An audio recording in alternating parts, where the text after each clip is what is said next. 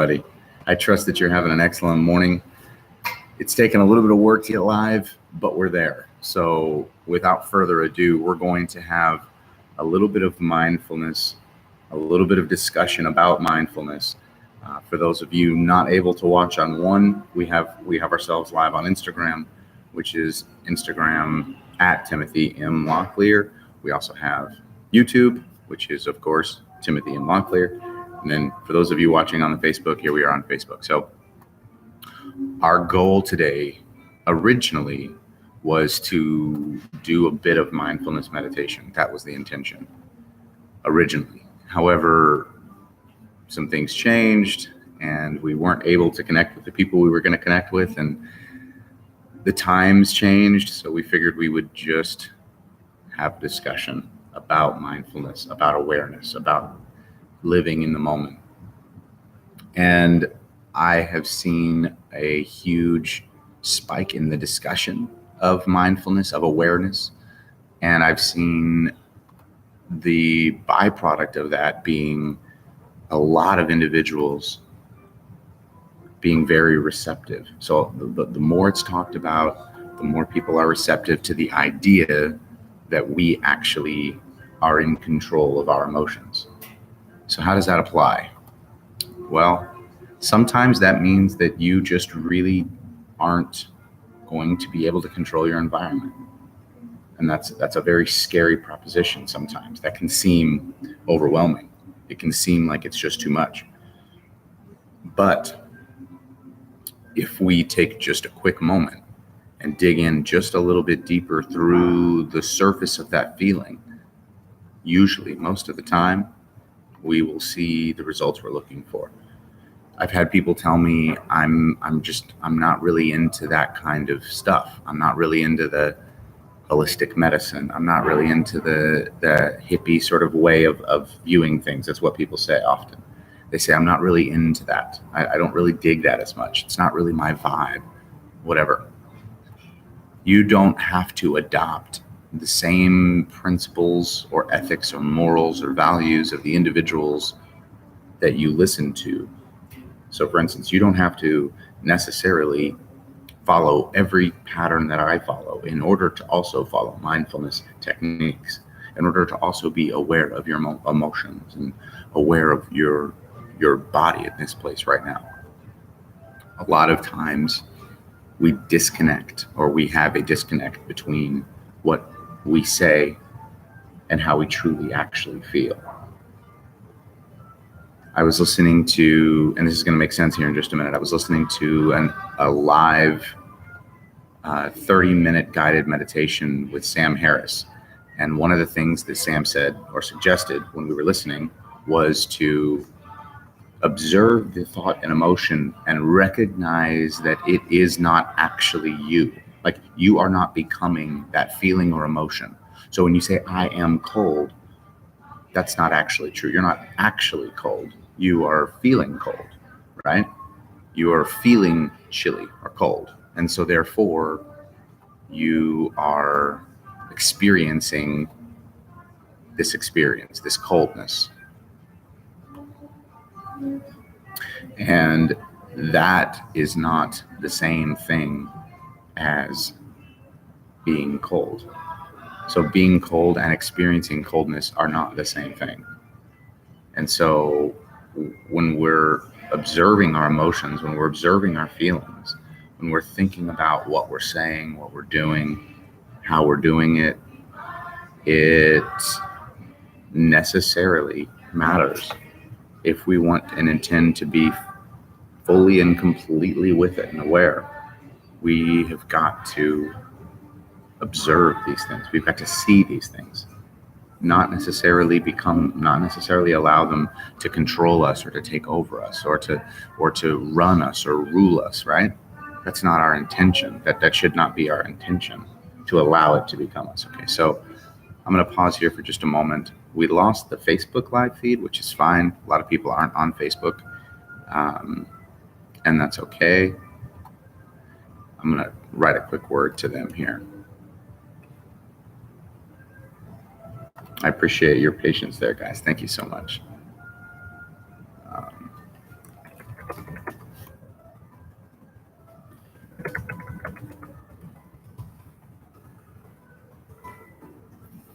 So we have a YouTube link that people can watch live from. And I just wanted to send that out to them so that people could continue watching live if they so saw fit. Here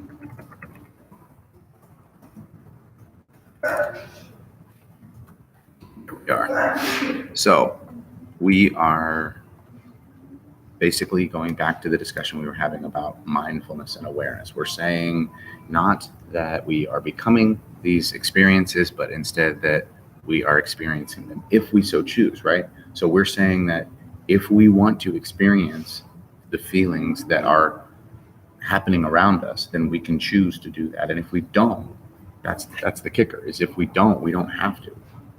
That's the thing. We're not obligated to that, is what I'm trying to say. We're not obligated to allow those emotions any more or less than we so see fit. We're not required for that. To do that is what I'm trying to say. Do you understand what I'm saying? We're not required to sit down and give that all of the attention it wants. The cold, the angry, the anxious, the whatever it is. We don't actually have to give it the attention that it wants. That's the point. That's what I'm trying to say. We don't have to. It seems really, really simple. Like it can seem almost offensively simple, right? Just a second here. Let me throw these words out to these other people that are watching, not on Instagram or YouTube. Thank you so much.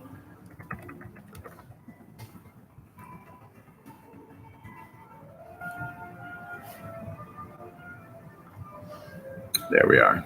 So you're not saying, I give up. You're not saying, I'm not going to feel anything. You're saying, I'm going to pick and choose the specific, particular things that I want to feel, that I want to be able to run through. I want this, I don't want that. I want this, I don't want that. I want this, I don't want that. That's the goal here. That's what it becomes. It's less about what can I get out of this moment and more about what do I want to experience in this moment. What is it in this moment that I want to feel or experience? And then making the decision to go from there. It can be exceptionally difficult because our bodies, our minds are a part of this experience.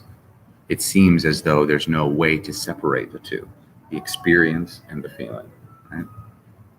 It seems impossible, but with just a little bit of practice, a little bit of time, perhaps some discussion, you can pretty effectively achieve that.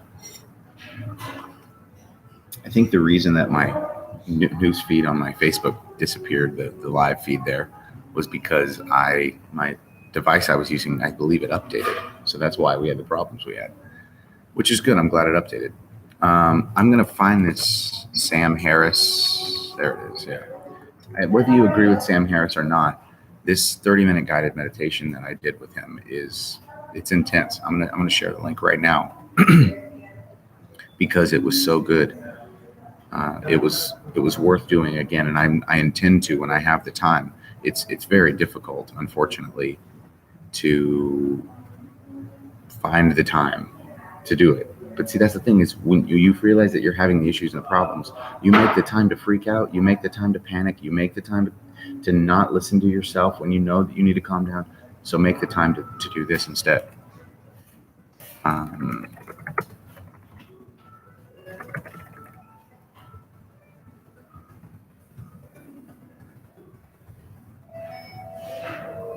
we are. Okay. So, the goal then, once you're taking that route or that method of dealing with things, the goal becomes not about not freaking out. Like, I'm not going to freak out when this thing happens. Well, maybe it's better instead to not worry about worrying, right? Does that make sense? Not worry about worrying. Like, if it happens, it happens. And it's because I'm giving it permission. It's because I'm saying I give permission for this thing to happen, right? I want this thing to happen, therefore it's going to happen, right? That's what oftentimes should happen. That's what should happen. And if it did happen more often, we would not be feeling the way we're feeling without our permission. I know it seems circular. It seems like it's going round and round and round, but it is that simple, quite literally. It is literally as simple as change your mind, change the way you're thinking about things, change the way that you're communicating these things, change the way you choose to allow these things to affect you, change those things. Change them. Change them. Because if you can manage to change them, then how they affect you becomes a non-issue, a moot point. Like it's like, well, yeah, I can go to big groups of people. Why? Well, because that doesn't bother me like that. It doesn't bother me to not be in control of my environment. That's the problem. A lot of folks are afraid to allow their environment to be controlled by somebody or something else. They don't want that. They don't want that. And therefore they throw a fit when they don't get their way. Whether inside or outside, that's often what happens. They just plain throw a fit. They don't get their way and they throw a fit. And I'll tell you the truth, there's a whole lot of my issues and symptoms and things related to my time in service and all these things. There's a whole lot of them that I do as a result of not being able to control my environment, which looks like I'm just throwing a temper tantrum. It really does just look like I'm freaking out, quite literally. And it sucks because I don't want to experience things that way, but I know that when I'm in it, I feel like I can't. When I'm in it, I feel like I can't get back out of it. You know, I can't get back out of what's going on. I have a hard time seeing through the issues, right? And it doesn't mean that I'm weak. It doesn't mean that I've failed in some way. It just literally means I need to rethink the way I'm interacting with these problems and issues. And that's another issue, is that you can pretty easily lose sight of what's going on. You can run a dry, as they call it. So like if you're out on a boat and your boat suddenly just hits a big embankment, you're in essence, you're losing your momentum. And it can seem that loss of momentum is debilitating, that it's literally the end all be all. It can seem like it's forever. It can seem impossible. And if you aren't prepared for the impact, it can really jar you. Like if you're rolling along and all of a sudden, bang, you stop, you're going to get rocked forward and back, and there's going to be changes, and it's going to feel so big. But that's just it. It's just a feeling. You are not this feeling. You are not this feeling. So if you are in the middle of some tumultuous situation or issue that seems unmanageable, it seems beyond your capacity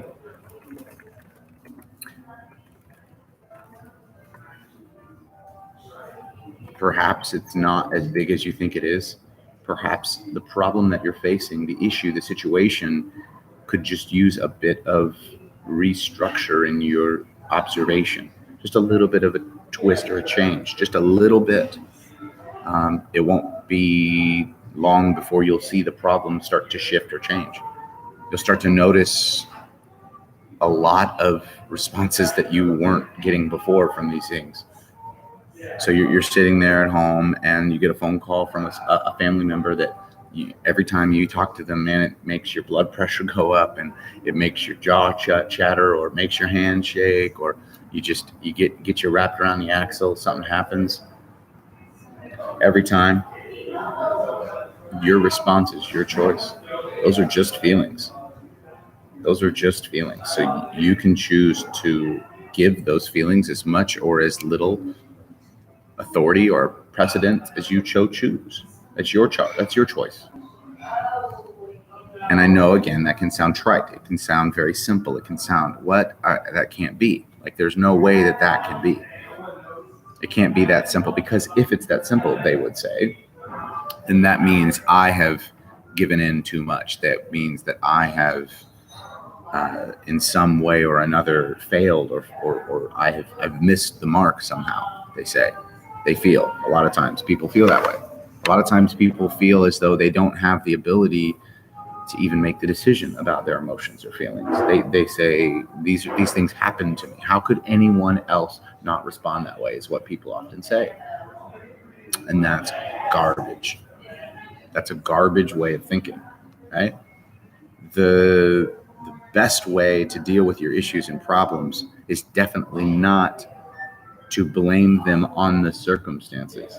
You see, you look at the circumstances, you say, well, these things happened, and it seems reasonable to me that I would respond this way, that I would respond that way, that I would do this thing or that thing. It seems reasonable.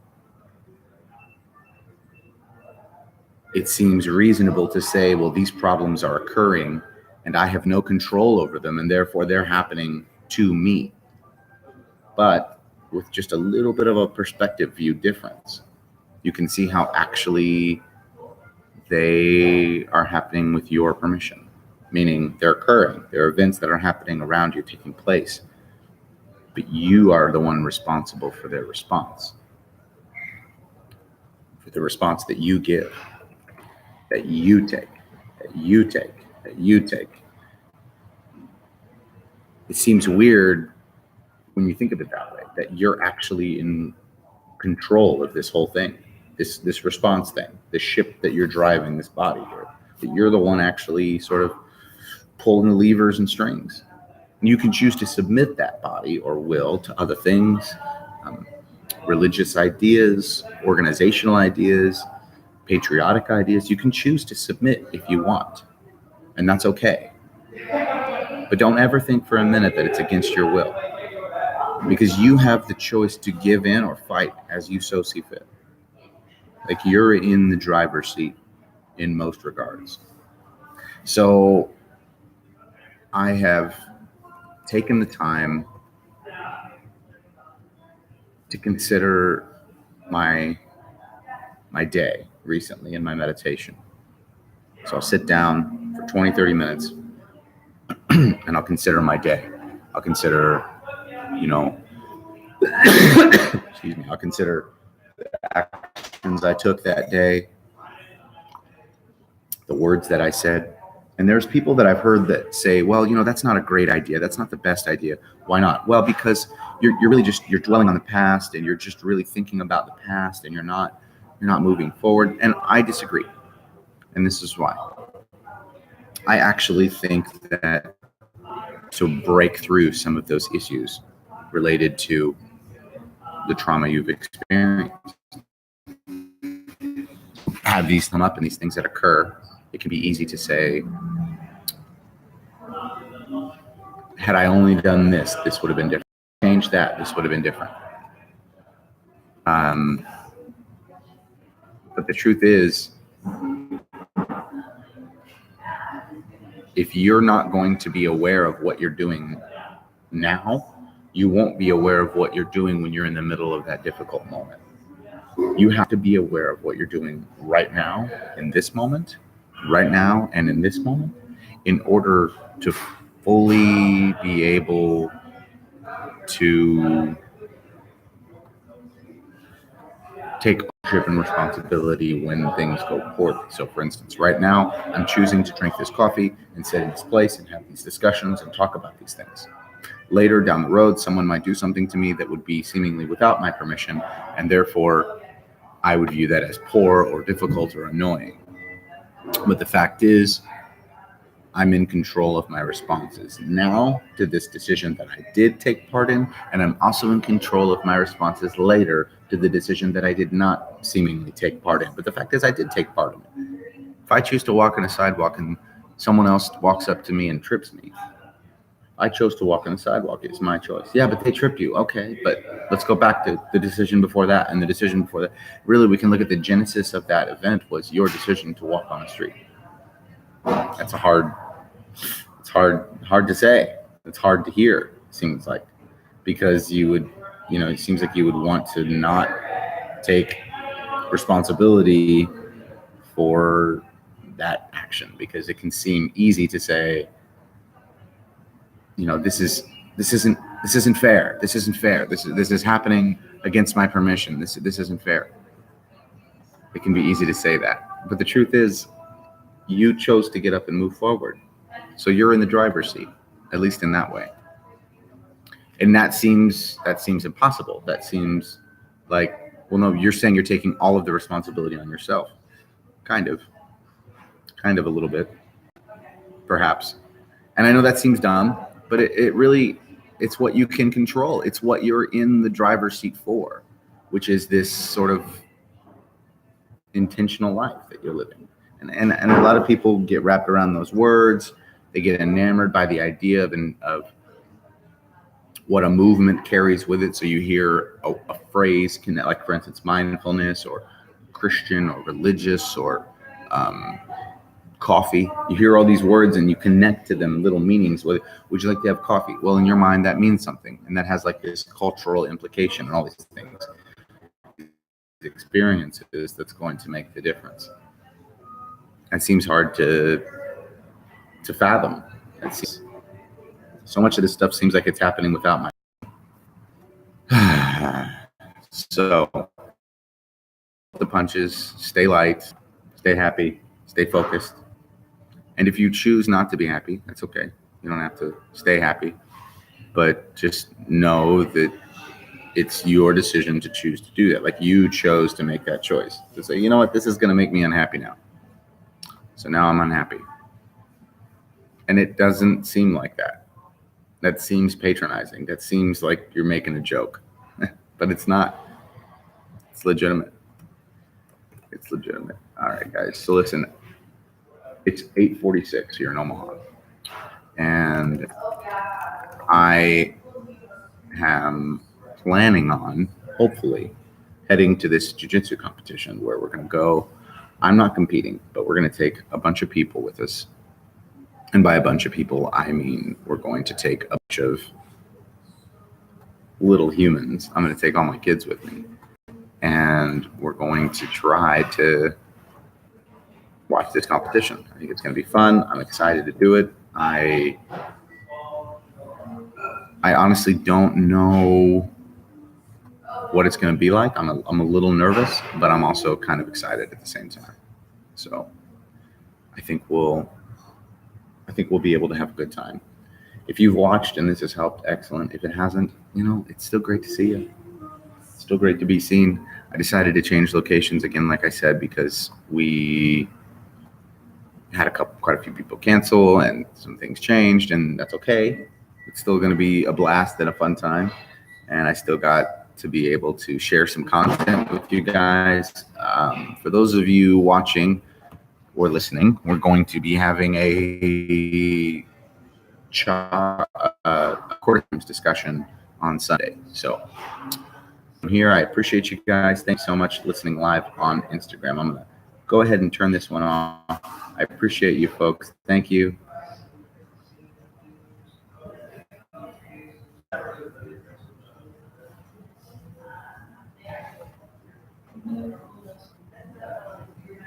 All right, guys.